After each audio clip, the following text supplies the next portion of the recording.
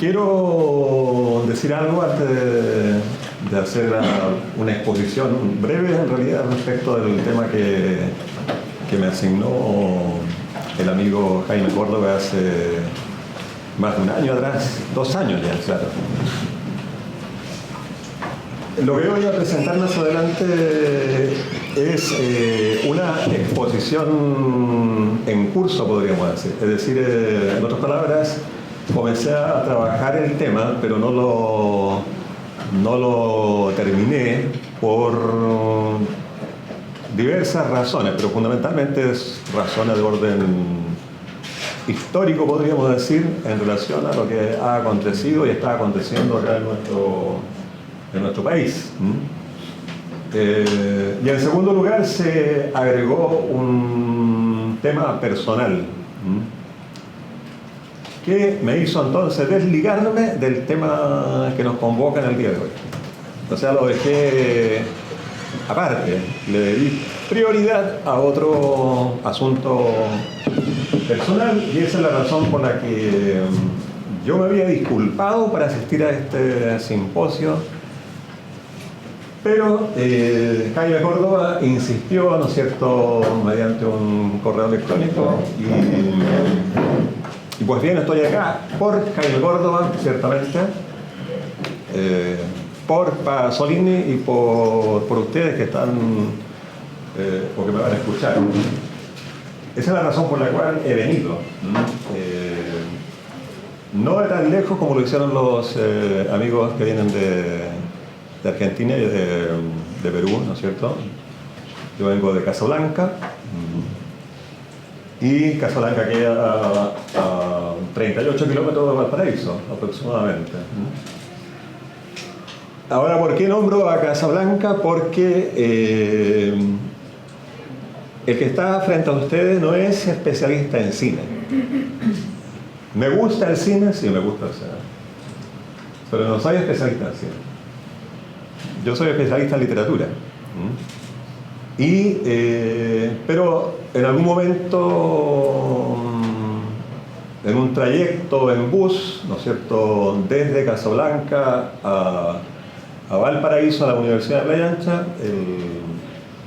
yo me desplazo en locomoción pública, no tengo auto, nunca he tenido auto, ni lo tendré tampoco, no forma parte de la prioridad mía como hombre de este mundo. En uno de esos desplazamientos hacia Valparaíso, en un bus, yo subo en Casablanca y viene este señor llamado Jaime Córdoba desde la costa, desde San Antonio, ¿no es cierto? Venía de la costa de ese sector.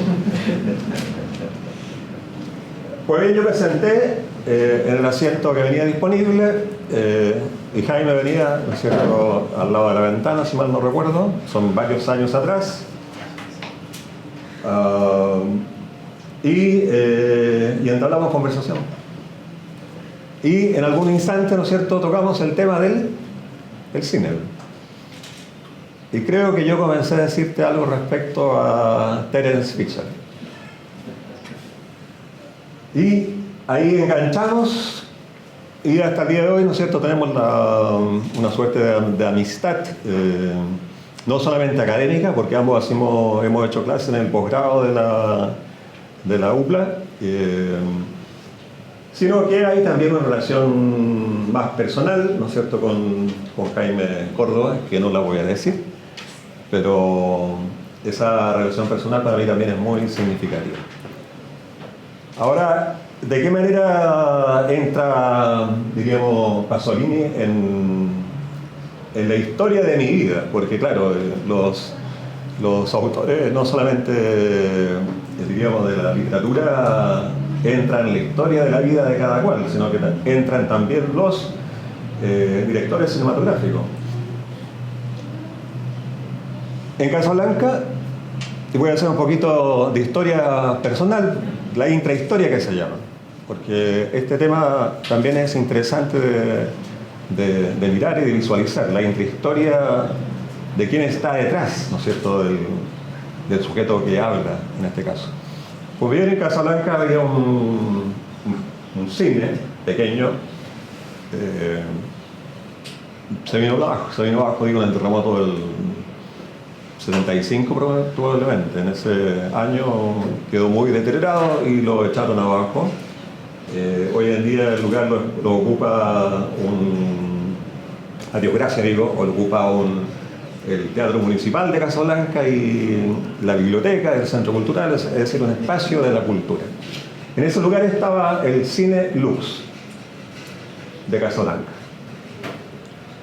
Para visualizar el espacio del Cine Lux de Casablanca, los que han visto Cinema Paradiso, ¿no es cierto?, deben visualizarlo así. Esa era diríamos, la forma que tenía el Cine Lux de Casablanca.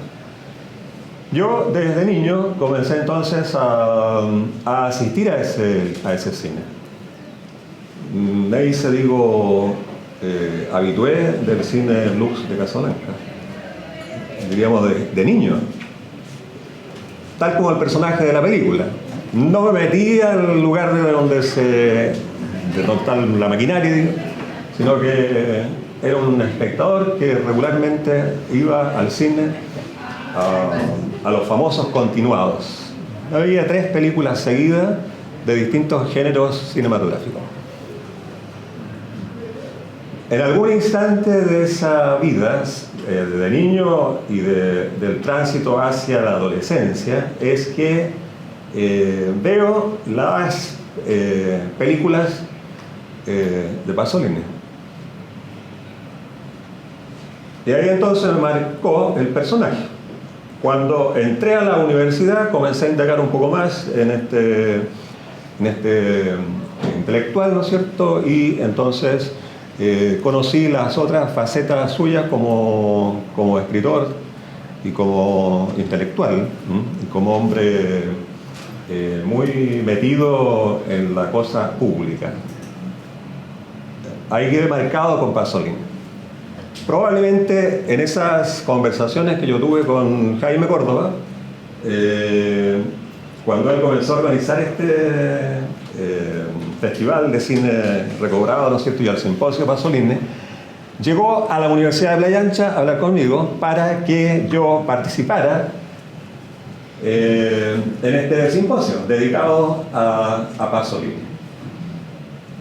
Yo no soy experto en Pasolini, no soy experto en cine, pero soy sin duda admirador del cine de Pasolini, especialmente de la llamada trilogía de la vida, ¿no es cierto? Obviamente el Evangelio según San Mateo. Delante, cuando comenzaron a pasar una imagen ahí, yo dije, me preguntó el colega joven que estaba sentado ahí, me preguntó si lograba visualizar y reconocer las imágenes. Yo le dije, mira, me parece que es teorema. Claro, era teorema. Entonces, esa película también me marcó profundamente, ¿no? Me marcó profundamente. Cuando Jaime me pidió, ¿no es cierto?, que participara y hablara sobre el Evangelio según Mateo, ahí es interesante el nombre del título de la película. Se llama Evangelio según Mateo, o sea, sacó el San Mateo Pasolini. Ahora, lo que voy a hacer yo a continuación es una cuestión bien sintética respecto a este tema. El que les habla, aparte de ser académico, ¿no es cierto?, universitario, tiene otra dimensión, y esa otra dimensión yo no la puedo soslayar. Desde el año 90 el que habla es diácono. Soy un diácono de la Iglesia Católica, a la cual Pasolini ciertamente trató muy mal, ¿no es cierto?, y entraba en componendas con ella. Independientemente de eso, yo sigo siendo pasoliniano, o sea, no me quita el hecho de que yo tenga o profese una fe respecto de lo que visualizo, ¿no es cierto?, tras la producción cinematográfica de Pasolini. Los alumnos míos de la universidad, durante los años que llevo haciendo clase allí, valoran mucho esta forma de ser mía. Es decir, el tema, diríamos, el tema eclesiástico o mi condición de clérigo de la Iglesia, ciertamente que no me impide ingresar, como debe ser, a diversos autores, ¿no es cierto?, que pueden estar en las antípodas de lo que yo profeso, ¿correcto? Entonces, es la razón por la cual ustedes me ven con una cruz ahí en la solapa,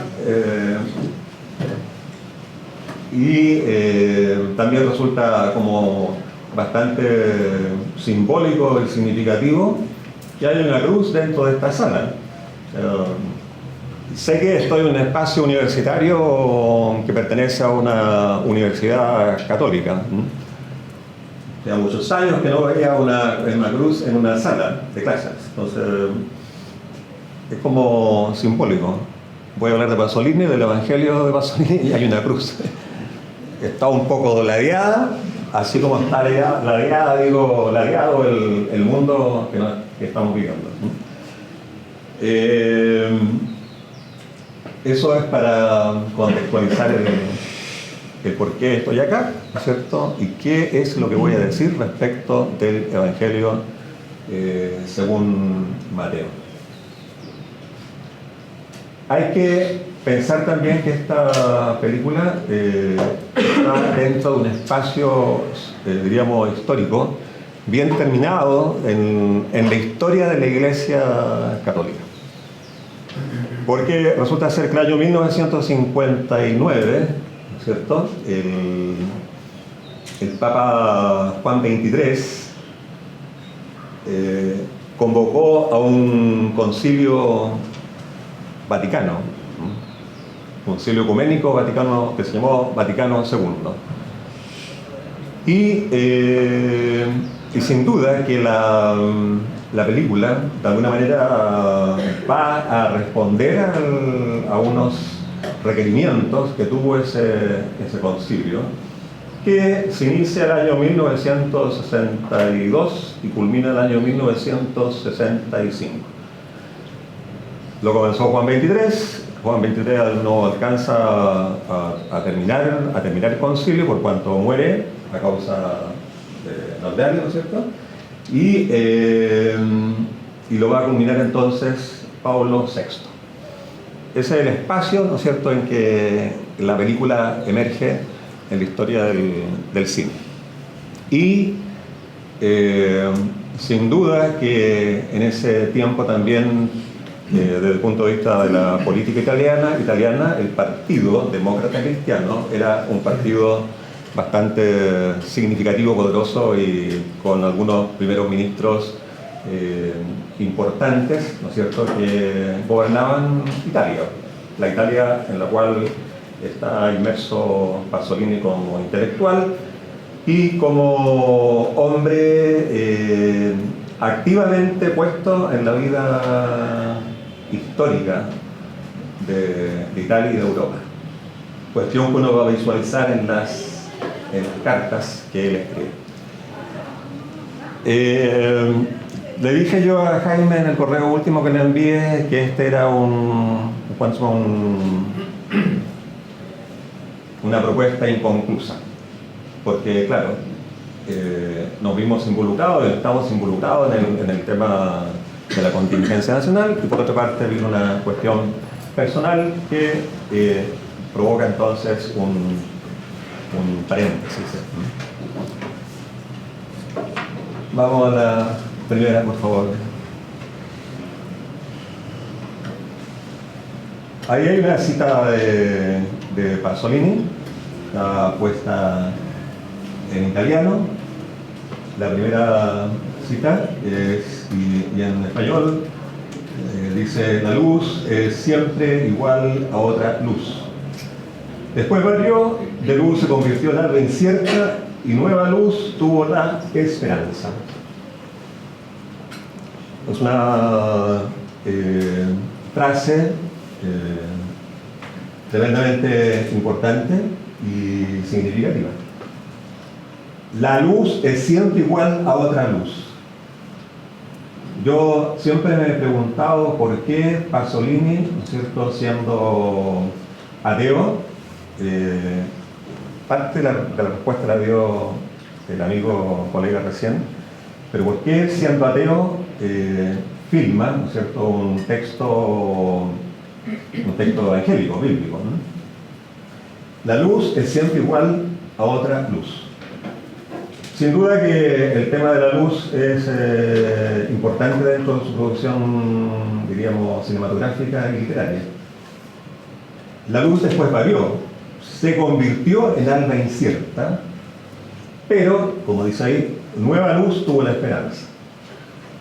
O sea, es como un mensaje que Pasolini nos está dando desde el año 1961 a nosotros que somos habitantes de este país el año 2019. La luz se convirtió en algo incierta, pero nueva luz tuvo la esperanza. Este texto, ¿no es cierto?, yo lo tomé de un libro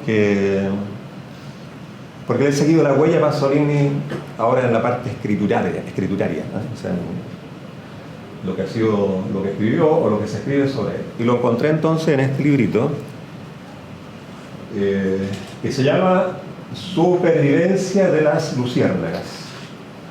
Aquí está esta cita, ¿no es cierto? Y se inicia con el libro con la cita que está en la pizarra, ¿no? Hay otra cita que está inmediatamente después. Era el único modo de sentir la vida, único color, única forma, ahora se acabó. Sobrevivimos y es la confusión de una vida que renace fuera de razón. Te lo suplico, no quieras morir. Un poema que se llama Súplica a mi madre, del año 1962. La supervivencia de las luciérnagas. Ustedes saben lo que son las luciérnagas, ¿cierto? Estos pequeños insectos que destellan en la noche. Entonces, frente a la noche incierta, sin duda que están estas vidas, ¿no es cierto?, de hombres y de mujeres, que son pequeñas luciérnagas que alumbran el mundo y le dan luz. Es decir, las luciérnagas, en este caso, sería el propio Pasolini, a pesar de que la cultura oficial, ¿no es cierto?, de alguna manera lo va a poner al lado oscuro de la fuerza, podríamos decir, por las razones que también dijo el colega. Era ateo, era homosexual y era masón, si mal no recuerdo. Entonces ahí se combinaban tres cuestiones medias explosivas para la época, pero sin embargo Pasolini pasa, de acuerdo a lo que hemos leído y visto, pasa al lado de ser lo que dice ahí, la luz, ¿no es cierto?, que es siempre igual a otra luz. Es decir, en este instante Pasolini nos está alumbrando como una luciérnaga, y los otros que estamos acá, a su vez, debemos transformarnos en luciérnagas en este espacio de alba incierta en que estamos inmersos como ciudadanos y ciudadanas chilenos. Estamos en un alba incierta. Por esa razón es que delante se dijo al principio de que el tema pasoliniano es un tema realmente actual. Siguiente, por favor. Como yo dije recién, el que habla es profesor de literatura en la Universidad de Playa Ancha. En esa universidad cumplí 45 años de docencia y ya estoy a las puertas de mi retiro. para dedicarme a otros menesteres, ¿no es cierto? Pero para seguir participando en el cine recobrado a futuro, Jaime. Y dentro de la universidad entonces yo he transitado, o transito, desde el siglo XII al siglo XVII. Ese es el espacio en que yo enseño en la universidad, siglo XII al siglo XVII. Es decir, desde la literatura medieval hasta la literatura barroca, pasando por la literatura renacentista, la literatura manierista, etc. Ese es el espacio en el cual me he movido. Y también tengo un nicho que no he querido dejar y cultivar, y eso está polarizado en otra carrera, que es la literatura chilena contemporánea. Eso también me dedico al estudio de la literatura chilena contemporánea. Y como tengo entonces esa perspectiva, digo, literaria, de teoría literaria, acá hay una cita de Chekhov, de un libro del año 1994, que dice lo siguiente: la obra literaria es obra de lenguaje que contiene un sistema verbal complejo de formas significativas. La obra posee consistencia propia, es repetible y quiere ser repetida. La obra es una macroestructura. La unidad total afecta al sentido de sus partes y no podemos comprender el sentido de cada parte si no nos referimos a la totalidad. La obra crea un universo propio al que nos somos invitados a entrar. Cuando yo le presento esta cita a los estudiantes de la universidad de segundo año, que es el espacio en el cual comienzo a hacer estas clases, muchas veces la cita les provoca una especie de interrogación. La obra literaria ciertamente que es una estructura del lenguaje. ¿Por qué parto por esta cita? Porque el Evangelio, o los Evangelios,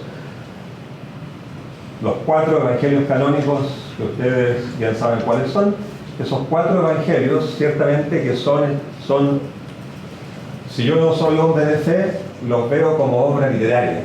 Es decir, la Biblia misma es una obra, un conjunto de obras literarias, donde hay diversos géneros bíblicos, ¿no es cierto?, que están presentes ahí en el texto bíblico.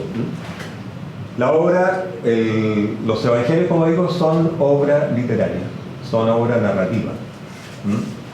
Y en cuanto a obra narrativa, en consecuencia, tiene una estructura bastante particular. O sea, los evangelios tienen una estructura bien particular que yo las voy a nombrar luego. ¿Por qué razón Pasolini escogió el Evangelio de Mateo y no el de Lucas, o el de Marcos, o el de Juan? ¿Por qué se focalizó en Mateo? Y la respuesta, sin duda, que la voy a dar luego, y tiene que ver con lo que dije delante en relación a el momento histórico en que a él le cupo vivir. Es decir, cuando la Iglesia Católica comienza a hacer su propia revolución interior, que fue el Concilio Vaticano II. ¿Ya? Pase la segunda. Bien.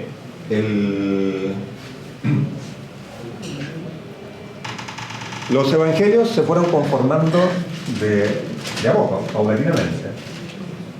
Ustedes saben que Jesús históricamente está atestiguado por algunos historiadores de la antigüedad clásica. Cristo ciertamente es para el creyente el verbo encarnado, es decir, es la palabra de Dios que se hace hombre. Esa frase, ¿no es cierto?, de San Juan, sin duda que está detrás de la propuesta pasoliniana para tomar el Evangelio y para recrearlo cinematográficamente. ¿Ya? La palabra de Dios se hizo hombre y habitó entre nosotros. el Verbo encarnado. Cuando Cristo comenzó a predicar el Evangelio significa ciertamente buena nueva, un buen anuncio, como dice allí, una palabra que tiene una raíz griega, viene del griego, y ha sido traducida luego al latín, fue traducida como evangelium, significa bueno, buen anuncio. Los evangelios se fueron conformando, como dije, de a poco. Jesús no escribió nada. No hay nada escrito de Jesucristo. Lo único que dice el Evangelio, uno de ellos, es que cuando le llevaron la mujer adúltera, Cristo se quedó solo al final con ella, él estaba agachado y estaba escribiendo en el suelo. Ese es el único dato de que Cristo está escribiendo. Que era un hombre que sabía leer y escribir, sí, por cuanto los evangelios consignan de que regularmente, como un buen judío piadoso que era, asistía a la sinagoga y los días sábados entonces tomaba los libros que le pasaban del Antiguo Testamento y leía y explicaba. Cuando comienza él a predicar la buena nueva, el Evangelio, su Evangelio, los discípulos, los que fueron conformándose en torno a él, los 12, comenzaron entonces a guardar en su memoria, y también en su corazón ciertamente, los dichos de Jesús. Esa frase es, regularmente la usan los biblistas o los teólogos, los dichos de Jesús. Es decir, frases, locuciones, oraciones que Jesús fue diciendo a lo largo del tiempo en que caminó por las tierras en que él anduvo. Por ejemplo, un dicho de Jesús sería este: yo soy la luz del mundo. Dicho eso, la gente comenzó entonces a internalizar esas frases, los dichos, y luego entonces la comunidad primitiva cristiana comienza a hacer la suya, o sea, se va guardando en su memoria.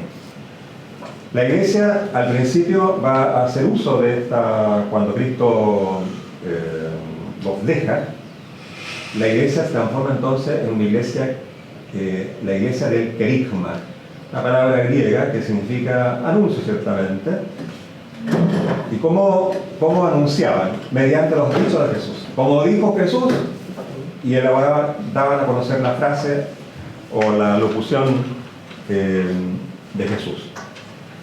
Hasta que en algún instante los evangelios se van a poner por escrito sobre la base de lo dicho por Cristo, y aparecen entonces 3 textos que se consideran que son textos paralelos. ¿Qué significa esto?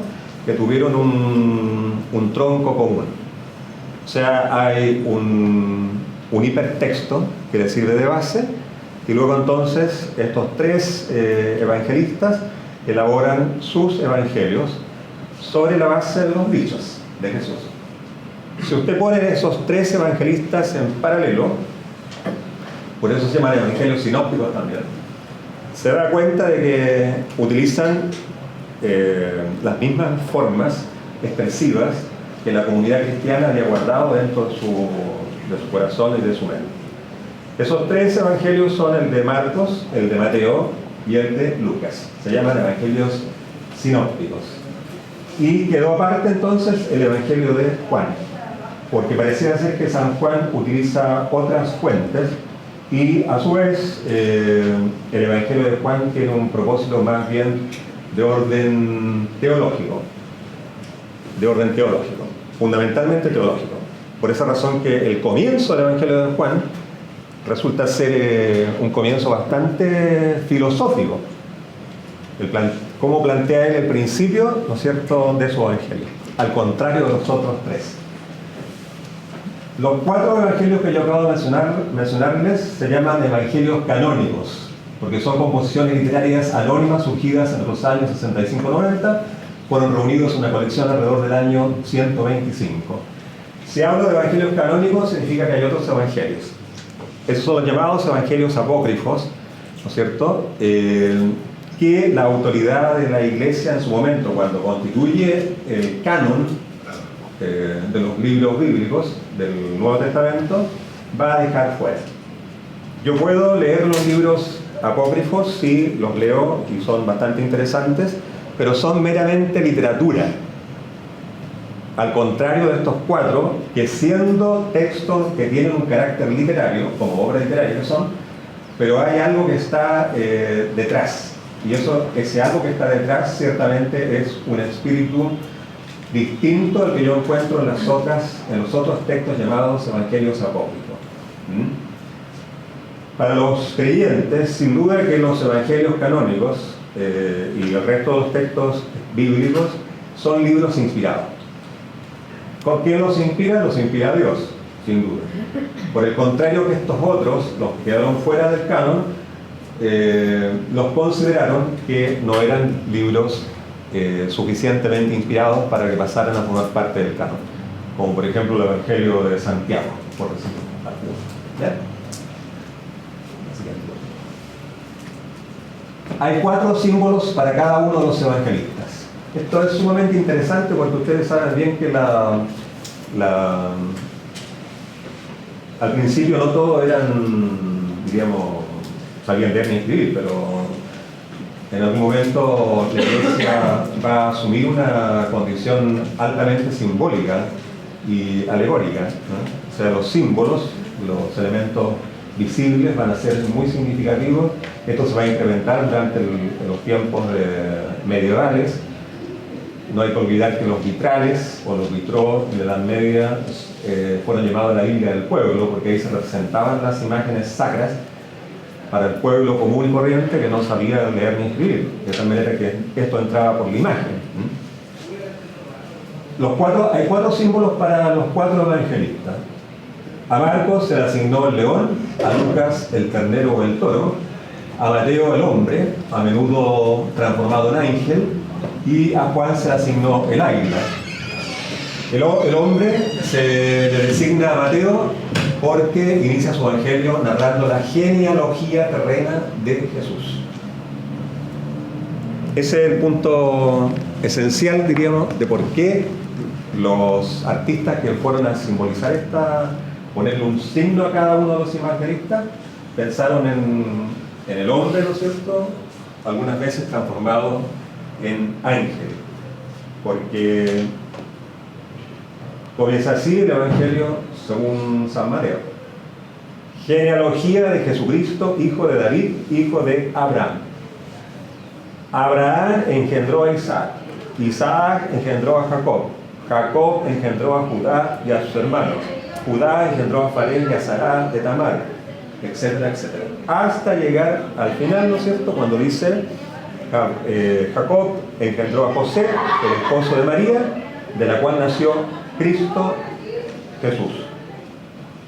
Por lo tanto, son 14 todas las generaciones desde Abraham hasta David, y 14 generaciones desde David hasta la deportación a Babilonia, y también 14 las generaciones desde la deportación a Babilonia hasta Cristo.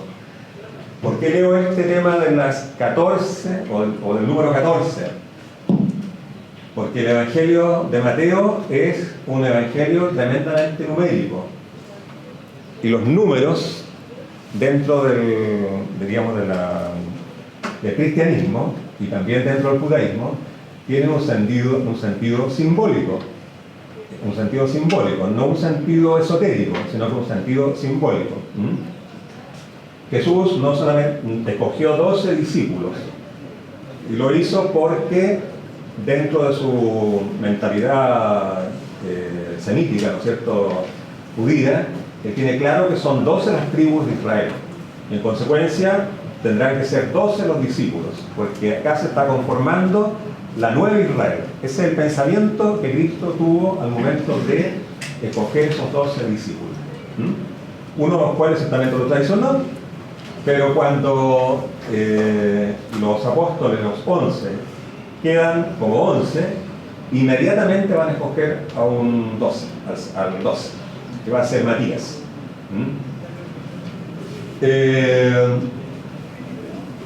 Mateo se le asigna el hombre, la figura del hombre. Este dato importante para comprender y entender la película de Pasolini. La película de Pasolini ciertamente que apunta al tema antropológico, es decir, la figura de Cristo hecho hombre, y un hombre bien particular, este hombre que va a conformar una comunidad y que se va a dirigir específicamente a los más sencillos y humildes. Lo explicaba recién el colega que puso delante, en el sentido de cómo esto se va conformando también simbólicamente a través de las imágenes.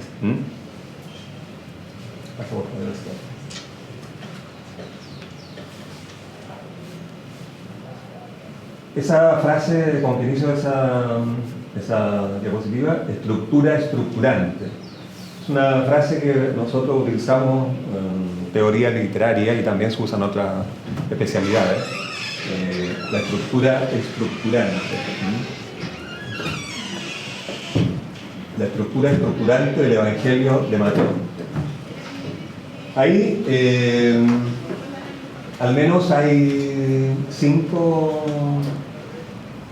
o podríamos decir 5 núcleos. Hay 5 núcleos en el texto del Evangelio según San Mateo. Este Evangelio consta de 28 capítulos. Hay 28 capítulos. Luego hay un dato, podría ser escrito en griego por un judío cristiano hacia el año 80 para las comunidades cristianas palestinenses o de Siria. El Evangelio de Mateo está porque cada uno de ellos tiene un destinatario específico, o sea, un lector específico, ¿no? O un oyente específico. En el caso de Mateo, sin duda que él lo va a escribir para los judíos cristianos, es decir, judíos conversos al cristianismo. Las primeras comunidades de judíos que pasan entonces a formar parte del cristianismo. Ese sería como el lector o el oyente específico de su evangelio.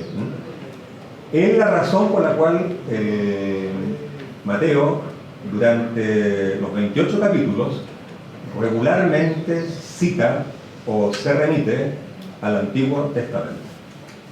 O sea, no rompe con el Antiguo Testamento, sino que va a hacer una serie de relaciones intertextuales entre la ley de Moisés y de los profetas respecto a lo que Cristo enseñó. Porque Cristo, dice Mateo, no vino a abolir, sino que vino a perfeccionar la ley. ¿Ya? Esos 5 momentos, que se llama entonces la estructura estructurante, que es lo que yo tengo detrás del texto como texto literario que es, lo puedo desglosar en la montaña y el monte, el Antiguo Testamento, los números, el judaísmo, el cristianismo, con el tema del discipulado y el reinado de Dios hoy. El tema de la montaña y el monte es un tema también que forma parte de la estructura estructurante del pensamiento judeo-cristiano. La montaña, simbólicamente, es el lugar donde ocurren las teofanías. La palabra teofanía, de acuerdo a la historia de las religiones, es donde el Dios o los dioses se manifiestan a los hombres. Por esa razón es que en la montaña las hierofanías o las teofanías tienen un portento mayúsculo. Es decir, ocurren hechos sorprendentes. Moisés sube al Sinaí. Y del Sinaí entonces es donde él va a recibir las tablas de la ley. Y luego él asciende, luego él desciende con las tablas. El tema de ascender y de descender dentro del cristianismo y también dentro del judaísmo tiene una significación oracional. Cristo no ora regularmente en plano. De acuerdo a los evangelios, a los 4, Cristo cuando ora se retira a orar al monte, sube al monte. Luego desciende del monte.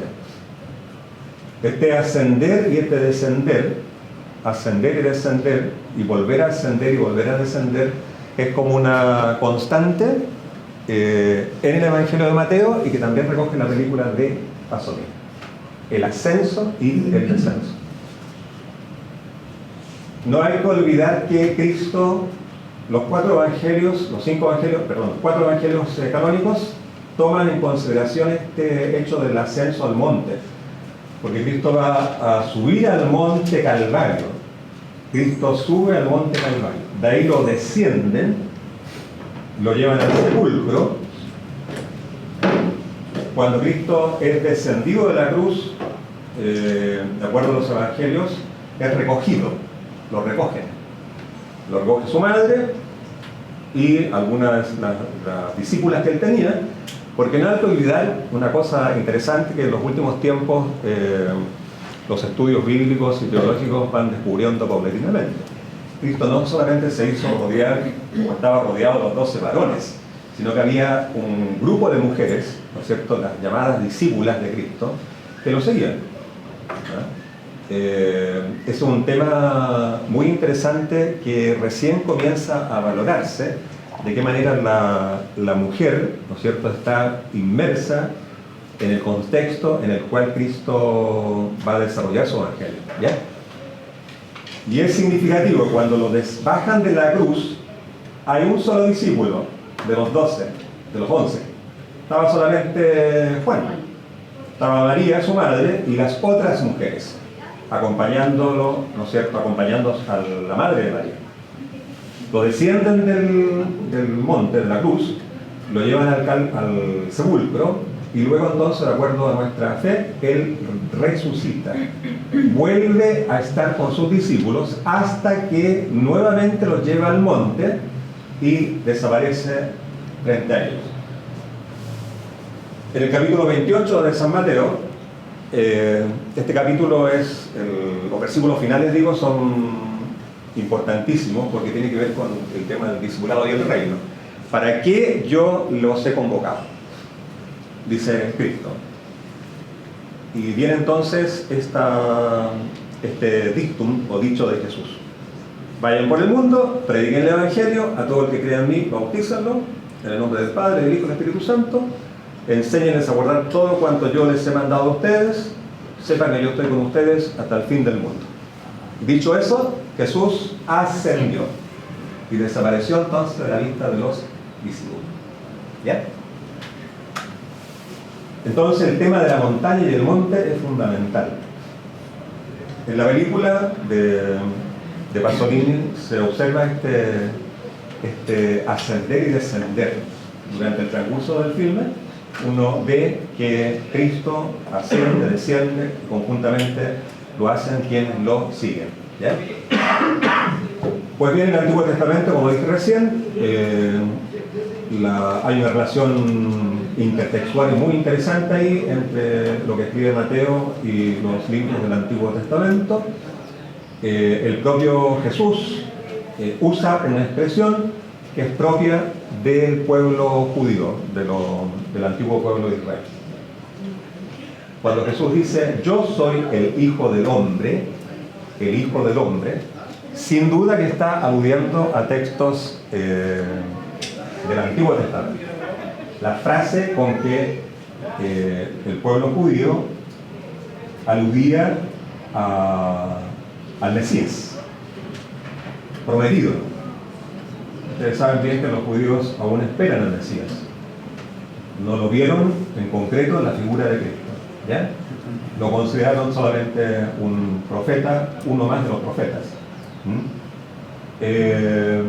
Entonces la relación que se está estableciendo entre el Antiguo Testamento y lo que Mateo escribe es fundamental para entender que este evangelio fue escrito para comunidades judías cristianizadas, ¿ya? Era para no romper así en forma tanta gente, O sea, hay una relación entre el antiguo y lo nuevo, y en consecuencia Cristo es como la bisagra entre ambos testamentos, ¿ya? Luego viene el tema de los números, lo citaba recién yo, el tema del 12, está el tema del número 7, que es el número de la perfección, ciertamente. Está el número 5, que se va repitiendo regularmente. Cuando uno revisa las parábolas, ¿cuántas parábolas hay en este capítulo? 5. Y se va repitiendo ese número, así como el múltiplo de 7. Pues bien, respecto al judaísmo, ya se lo he dicho, no hubo un rompimiento radical acá. Los judíos cristianos pasan entonces a ser discípulos para conformar el reino. Lo que Cristo plantea en este Evangelio según San Mateo es precisamente la presencia de que el reino de Dios ha llegado en su persona, ¿ya? Ha llegado en su persona. No es algo evanescente que está por allá lejano, sino que está hoy acá en mí. Por eso que Jesús, cuando se enfrenta a Pilato, en este famoso diálogo que recogen los evangelistas, Pilato era un hombre... Todos se deslumbraban con Cristo, si esa es la palabra verdadera que hay que usar. O sea, encontraban algo especial en este hombre. Entonces, Pilato también tenía, diríamos, una fascinación por Jesús. Le hizo una pregunta radical. ¿Tú eres el Mesías, el Hijo de Dios? ¿Eres el rey de los judíos? Sí, le dijo Jesús, soy el rey de los judíos, tú lo has dicho. Esa es la sentencia de muerte. De ahí pasó entonces, viene todo el tema de la pasión que Mateo y los evangelistas desarrollan con bastante amplitud. La siguiente, por favor. Bueno, ahí, como dije recién, la estructura estructurada, la estructura estructurante es todo aquello que yo les mencioné en los 5 puntos. Esa es la estructura estructurante, o sea, lo que sirve de sostén al texto, que viene y que tiene relación con los elementos que yo les desglosé. Ahora, ¿cómo lo estructuró él? Lo estructura sobre la base de 13 momentos que están ahí. Proclamación del reino y las bienaventuranzas. Esa parte es medular. La proclamación del reino y de las bienaventuranzas.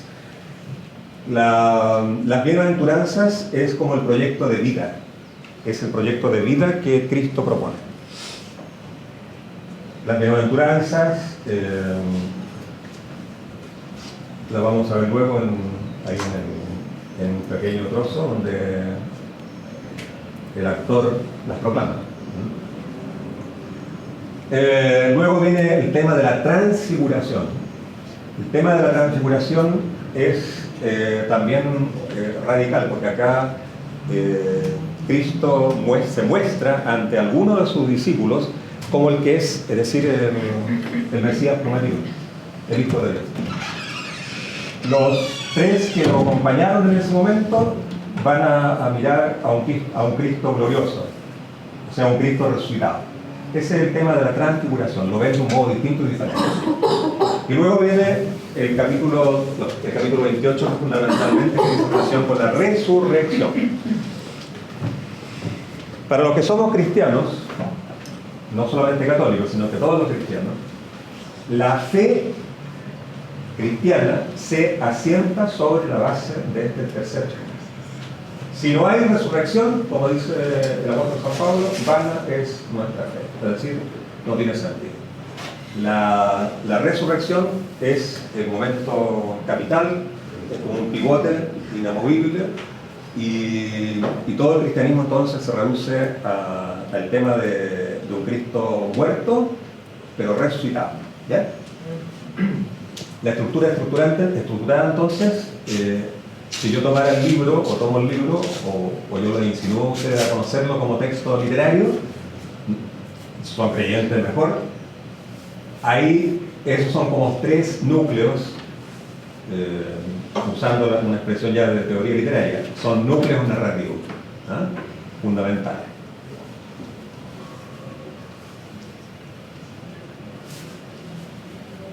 Bueno, ahí il Vangelo secondo Mateo, Pasolini, 1964. Probablemente yo vi esta película 2 años después. No creo que las películas llegaran en la década del 60 tan rápidamente a nuestro país, menos un pueblito como Casablanca en ese entonces. Probablemente la vi 2 años después. O sea, a ver, unos 13 años, 14 años. O menos por ahí vi la película esta de Pasolini en el Cine Lux de Casablanca. ¿Ya? Y parto entonces con esa afirmación que dice: llegó al cine, Pasolini, la más notable e imperecedera versión de la vida de Jesucristo. La más notable e imperecedera versión de la vida de Jesús. La figura de Jesús no solamente ha atraído a los directores cinematográficos, a los autores cinematográficos, ha atraído a los autores literarios. Hay muchas vidas de Jesús, escritas por distintos escritores famosos, y otros no tanto, pero algunos son novelas, diríamos, relatos, que toman los evangelios canónicos, los evangelios apócrifos, ponen también parte de la ficción que es propia de la literatura. Entonces va surgiendo un texto como, por ejemplo, el de Kazantzakis, el famoso escritor neolénico. Ha sido una figura atrayente para la literatura y el arte. Es la razón por la cual también acá tenemos que Pasolini, entonces, por lo que he dicho, viviendo una época histórica en que la Iglesia Católica inicia una renovación, una revolución dentro de especialmente no de la doctrina, porque la doctrina se mantiene incólume, sino sobre la base del modo, como se dice, pastoral de llevar el Evangelio a las gentes. Y fundamentalmente se visualiza el tema que después, varias décadas después, la Iglesia latinoamericana lo va a proponer como un camino de vida, que lamentablemente después lo olvidaron. La opción preferencial con los pobres. En Puebla,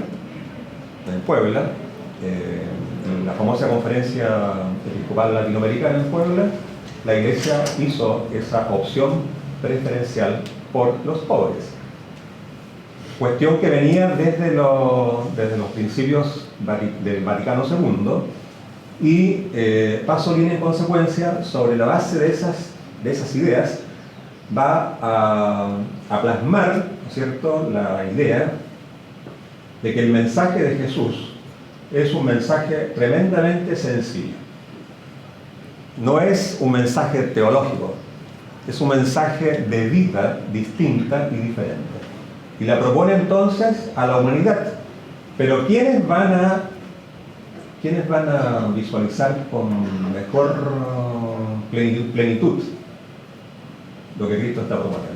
Precisamente lo sencillo. Precisamente lo sencillo. En los últimos días, mientras estaba en mi casa, porque las actividades académicas están suspendidas, me he dedicado a ver algunos matinales. Algunos matinales que tienen el tema de la contingencia y traen políticos, y traen economistas, y traen distintos tipos de personas. Ahora están trayendo personas humildes y sencillas. Y los panelistas, después alguien me dijo, mira, alguien que conoce de comunicaciones, me dice, mira, generalmente están pauteados, es decir, cuando hay que aplaudir, aplauden. Cuando hay que emocionarse y llorar, lloran. Puede ser, tal vez. Pero he visto que los panelistas se emocionan y lloran porque están descubriendo la realidad que estaba oculta. Entonces, yo puse por ahí el otro día que esta realidad oculta para mí no estaba oculta. Porque pastoralmente yo conozco esta realidad. O sea, yo sé que hay personas, ¿no es cierto?, que viven, que sobreviven. Hay personas postradas en cama que esperan un médico que venga del servicio público por meses y no llegan. O sea, yo sé, conozco esa realidad. Conozco la realidad de los estudiantes universitarios, específicamente de mi universidad, precaria, ¿no es cierto?, y terriblemente marginada o soldallada. Entonces, claro, el Evangelio, cuando es bien llevado y bien incorporado a nuestra forma de ser y de pensar, pues bien nos permite iluminar, ser la luciérnaga.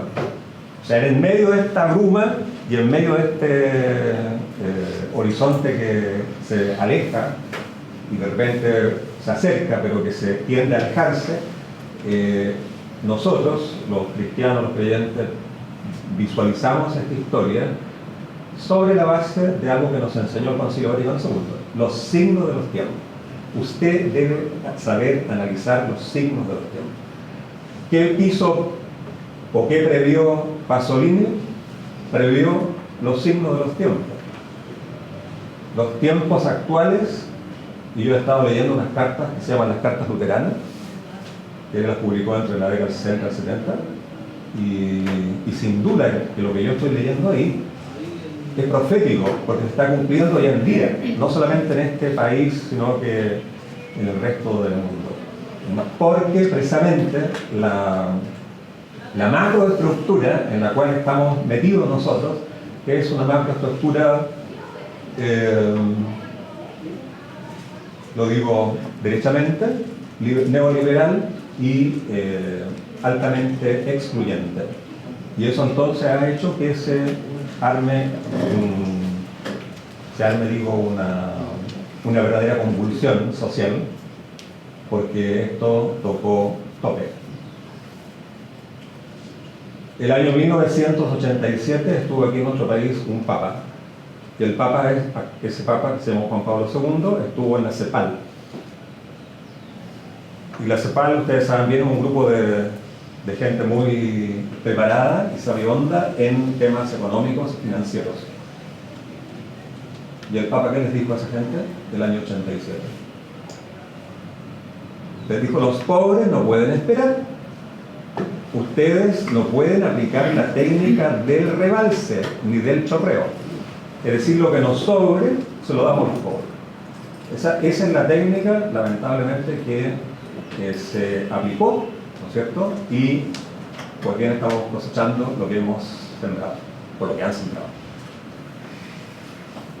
Pasolini logra entonces que uno, cuando ve la película o lee el Evangelio, descubre que efectivamente su versión es la más notable e imperecedera. Notable porque logra captar la esencia del Evangelio canónico. Notable porque nos traslada prácticamente a la época en que Cristo predicó. E imperecedera, es decir, que seguiremos mirándola hasta el final, porque logró dar, digo, con la vitalidad, ¿no es cierto?, y visualizar en forma nítida qué significó Jesús, el Nazareno, en el mundo. Por eso que es imperecedera. Vida de películas sobre Jesucristo ha habido muchas a lo largo del tiempo.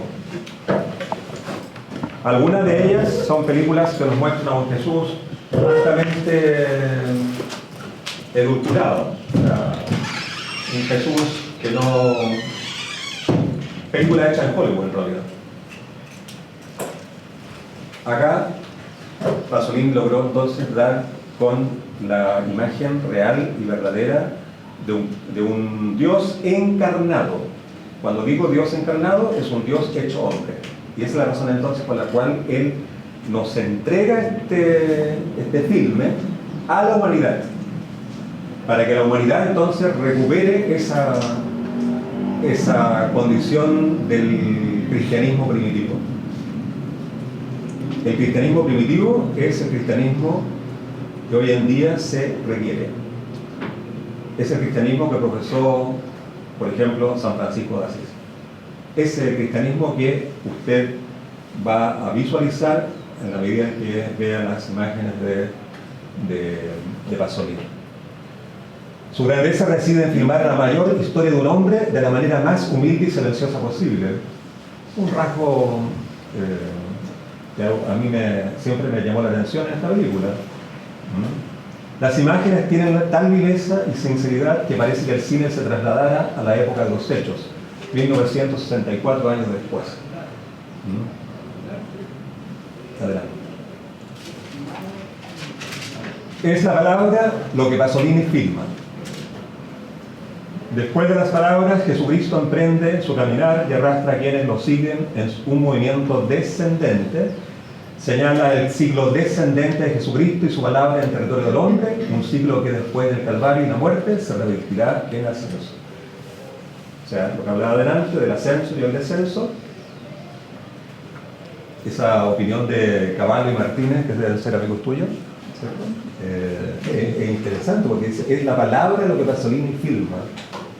La palabra. ¿Y quién es la palabra? Cristo. Es la palabra la que filma, porque Jesucristo, ¿no es cierto?, es la encarnación de dicha palabra, la palabra de Dios. Recuerden que en el Antiguo Testamento, Yahvé hablaba por boca de los profetas. El profeta decía, no nombraban a Dios. El Altísimo dice. En cambio, cuando Cristo habla, dice, yo os digo. O sea, la palabra ya es el propio Jesús, la palabra encarnada. ¿Ya?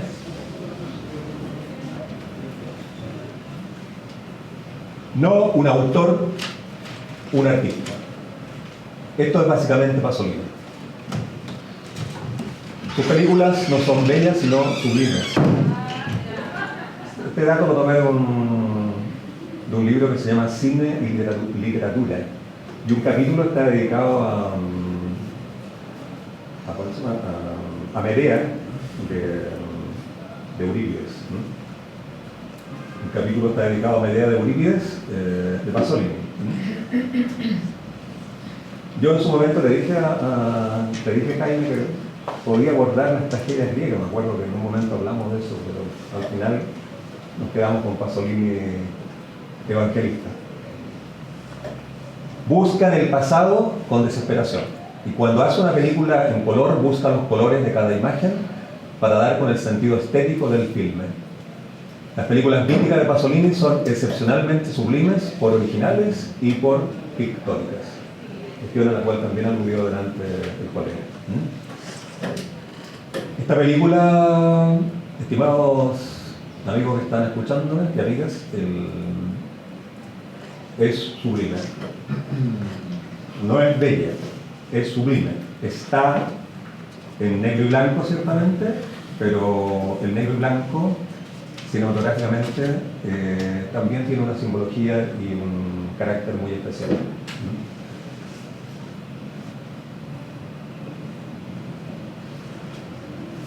De esa multitud de imágenes que hay en Pasolini y en Google, hay muchas imágenes de Pasolini de fotografía, yo me quedé con esta, porque yo creo que Pasolini era un hombre que en definitiva era creyente, un hombre atormentado, ¿cierto?, pero creyente en su fuero interno, interiormente. Aquí está frente lo que va a ser el tema de la crucifixión. Una imagen ahí. Y yo titulé esa fotografía con el nombre de Una carta a Pasolini. Una carta a Pasolini. Y quedé en deuda con Pasolini. Y así como el tiempo circular, ¿no es cierto? Vuelvo al principio. La carta no logré escribírsela a Pasolini. No se la hice. No se la escribí por las razones históricas y por las razones de la intrahistoria. Quedó pendiente. Por eso le dije yo a mi amigo Jaime, esta es una película inconclusa. Yo le iba a escribir una carta a Pasolini siguiendo el ejemplo y el modelo de estas cartas luteranas. ¿Ya? Siguiendo el ejemplo de las cartas luteranas. Quien no haya leído las cartas luteranas se lo recomiendo. Es un libro tremendamente actual de hoy. Lo que está planteando acá Pasolini es actualísimo. No deja a nadie, es muy crítico, acervo. Pasolini, los políticos acá quedan muy mal parados y los deja mal parados efectivamente con conocimiento de causa. También quedan mal parados los clérigos, quedan mal parados algunos partidos, como específicamente el partido que gobernaba en ese momento Italia. ¿Ah? Dialoga a través de las cartas con algunos intelectuales italianos que son tan interesantes como Italo Calvino. Entonces, cuando le estaba leyendo este librito, yo dije, voy a terminar la presentación con una carta dirigida a Pasolini, siguiendo su modelo. Como creo en la intertextualidad, pues bien, hagamos algo parecido. Pero lamentablemente Pasolini, ahora me dijo él, lo tengo al frente, no lo pude hacer y va a quedar pendiente. Es decir, va a llegar un momento en que sí voy a escribir una carta dirigida a este entrañable autor para mí, no sé si para ustedes, pero para mí sí lo es. No solamente por las películas que vi y que no he vuelto a ver. Como no soy especialista en cine, no he vuelto a ver las películas de Pasolini. Me quedé con la primera imagen, ¿no es cierto?, que tuve en ese cine pequeñito de Casablanca. Una película sí no he visto, no por razones de que Juan Señora no he querido ver, la que es Saló, nunca me he dedicado a mirarla, pero todo eso pensaba decírselo a Pasolini en la carta, ¿no? Va a quedar pendiente y ahora quiero que miremos brevemente, como una especie de resumen, ¿cierto?, después de lo que acabo de decir, dos segmentos pequeños. Uno tiene que ver con el bautismo de Cristo, ¿no es cierto?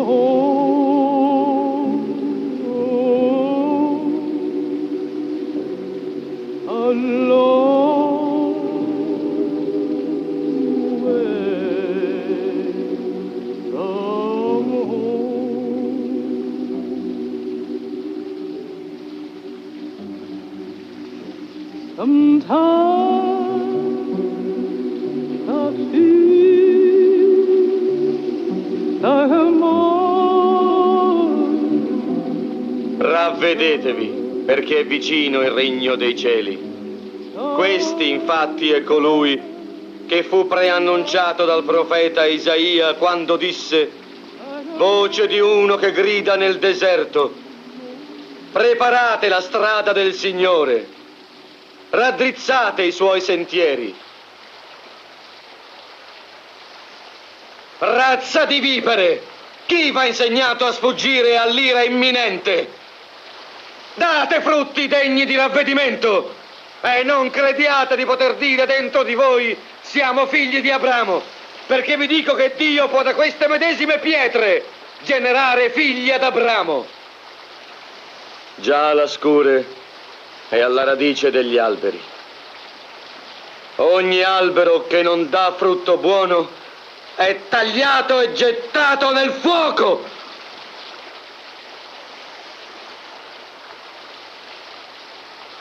Io vi battezzo nell'acqua a penitenza, ma colui che viene dopo di me è più potente di me. A lui io non sono neppure degno di allacciare i calzari.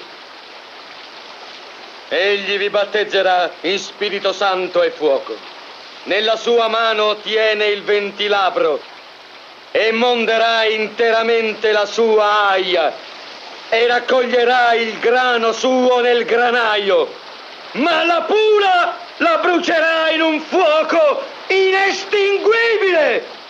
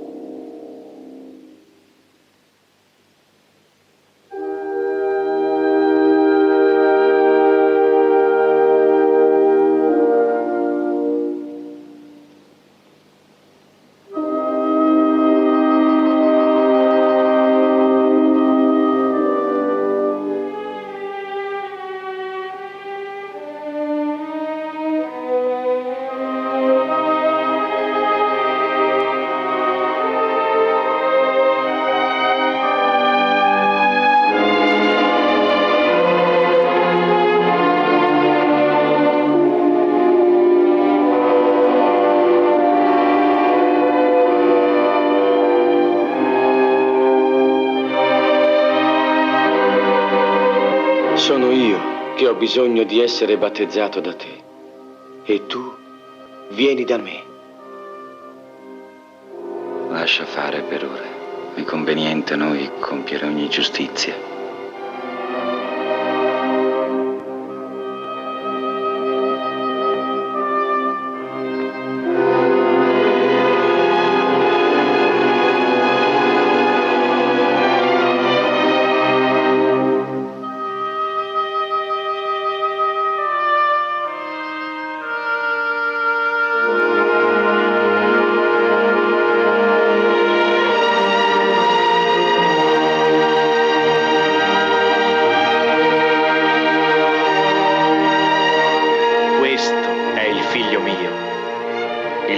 Nel quale ho posto le mie compiacenze.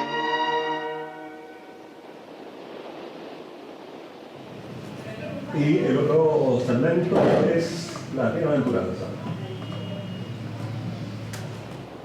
Beati i poveri di spirito, perché di essi è il regno dei cieli. Beati coloro che piangono, perché saranno consolati.